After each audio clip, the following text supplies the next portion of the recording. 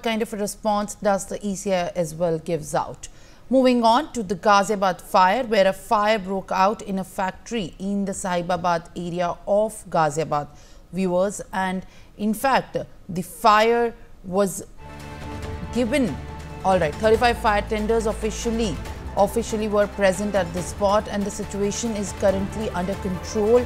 There are no casualties that have been reported so far, but there have been in fact some sort of damage reported on the site. Further details are awaited. Now let's listen in to the fire officer, which has given details about the incident. Fire station Vaishali पे सूचना प्राप्त हुई थी। मधु विहार खोड़ा के अंदर जो अहिल्या चौक के पास पड़ता है, उसमें एक मकान में आग लगी है।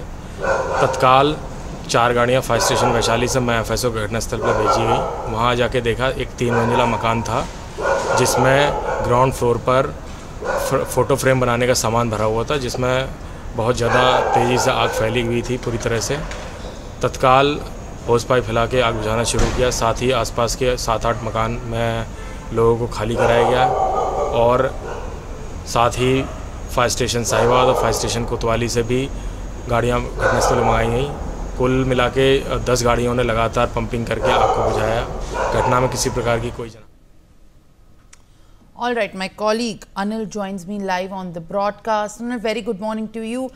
गाजियाबाद में ये जो आग लगने का हादसा हुआ है, इसका अब तक क्या कॉज, क्या रीज़न बताया जा रहा है जिसकी वजह से ये हादसा हुआ, और कितने बड़े स्केल पे ये हादसे की जो पुष्टि हुई है कि कितने बड़े स्केल पे इतनी डैमेज हुई है?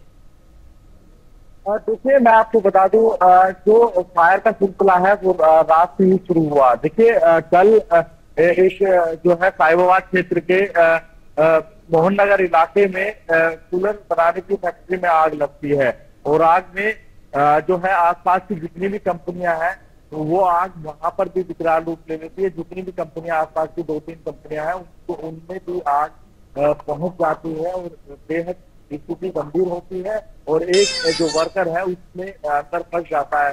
हालांकि जो है मौके पर पहुंचे अधिकारियों द्वारा जो है कड़ी मशक्कत के बाद जो है उसको बाहर निकाला जाता है।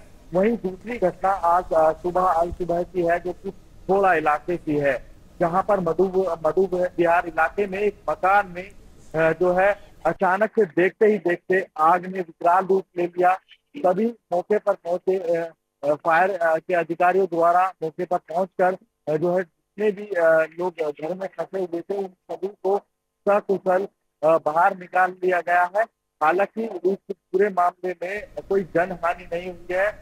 हालांकि लाखों का माल जलकर खाक हो गया है। Okay. All right, Anil. Thank you for sharing the latest. Well, in fact, that's a developing story and more details will be followed shortly. Now, viewers, shifting our focus to another important story that we are tracking at this point of time, Indian Airlines flights